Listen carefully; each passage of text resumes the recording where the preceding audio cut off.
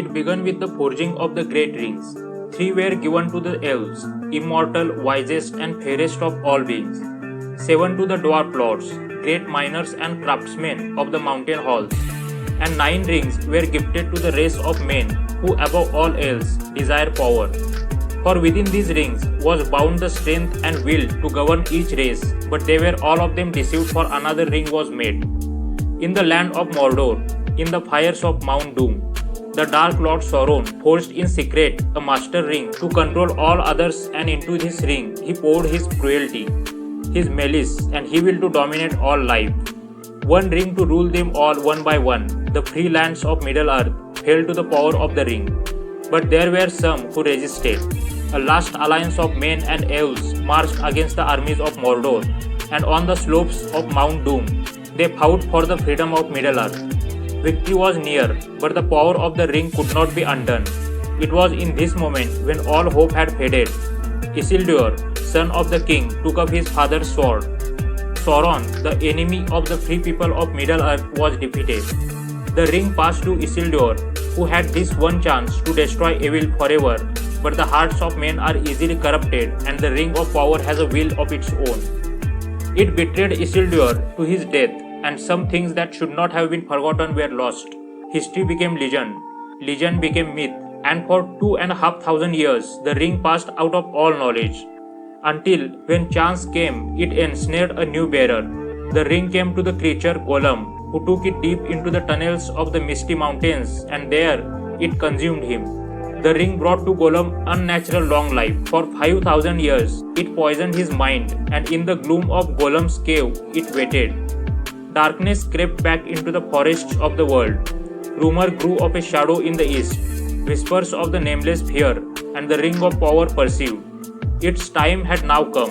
It abandoned Gollum, but something happened then. The ring did not intend. It was picked up by the most unlikely creature imaginable, a hobbit.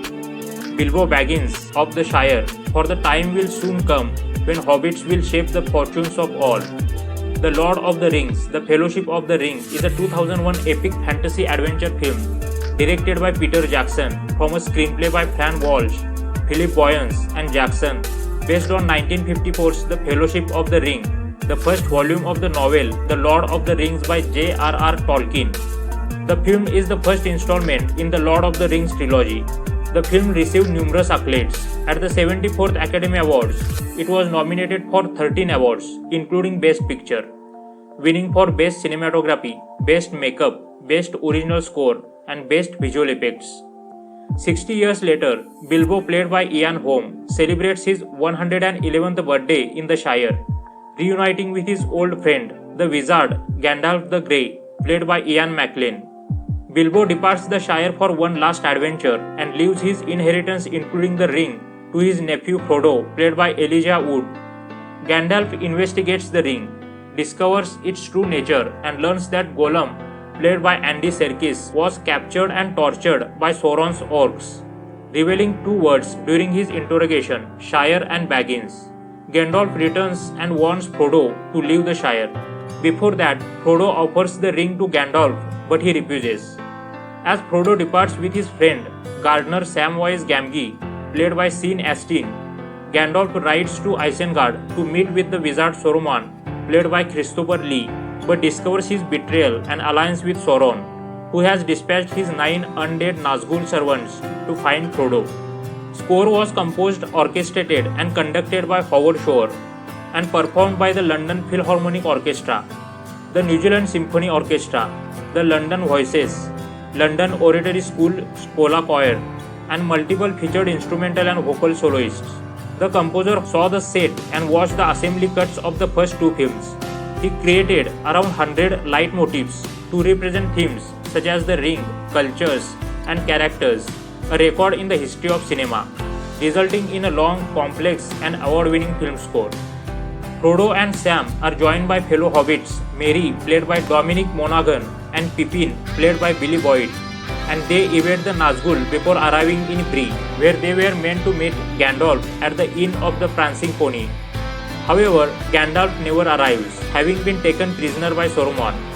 The hobbits are then aided by a ranger named Strider, played by Viggo Mortensen, who promises to escort them to Rivendell. However, they are ambushed by the Nazgul on Weathertop, and their leader, the Witch King, stabs Frodo with a Morgul blade. Orwin, played by Liv Tyler, an elf, and Stride's beloved, locates Strider and rescues Frodo, summoning floodwaters that sweep the Nazgul away. She takes him to Rivendell, where he is healed by the elves. Frodo meets with Gandalf, who escaped Isengard on a great eagle. That night, Strider reunites with Orwin, and they affirm their love for each other. She gives Immortality Locket to him. Storyboarding began in 1997. The Tolkien illustrators Alan Lee and John Howe worked as conceptual artists throughout the project. Lee mainly on architecture, Howe on characters such as Gandalf and the Balrog. Extensive sets were built, including the village of Hobbiton. Weta Workshop created armor, weapons, prosthetics, monsters, and other creatures and miniatures. The work was driven by Jackson's desire for realism, to give the effect of history rather than fantasy. Animals were studied to make the creatures biologically believable. Weapons and armor were based on appropriate medieval or classical era people. Some 48,000 pieces of armor, 10,000 arrows, 500 bows, 10,000 orc heads, 1,800 pairs of hobbit feet serving as shoes, and 19,000 costumes were created for the filming. Learning of Sauron's betrayal from Gandalf and now realizing that they are facing threats from both Sauron and Saruman, Arwen's father, Lord Elrond, played by Hugo Weaving, decides against keeping the ring in Rivendell. He remembers 3,000 years ago he was there and asking to Isildur to destroy the ring, but he refuses. He holds a council of elves, men, and dwarves, also attended by Frodo and Gandalf. They decide the ring must be destroyed in the fires of Mount Doom. Frodo volunteers to take the ring, accompanied by Gandalf, Sam, Merry, Pippin, Elf Legolas, played by Orlando Bloom, Dwarf Gimli, played by John Davis, Boromir of Gondor, played by Sean Bean, and Strider, who is actually Aragorn, Isildur's heir and the rightful king of Gondor. Bilbo, now living in Rivendell, gives Frodo his sword sting and a chainmail shirt made by Mithril. The Fellowship of the Ring makes extensive use of digital, practical, and makeup special effects. One notable illusion used in almost every scene involved setting a proper scale so that the characters all appear to be the correct height.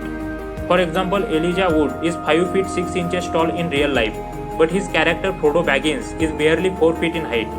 Various techniques were used to depict the hobbits and Gimli the dwarf as being diminutive stature. The Fellowship of the Ring makes for the Gap of Rohan, but discover it is being watched by Sauron's spies.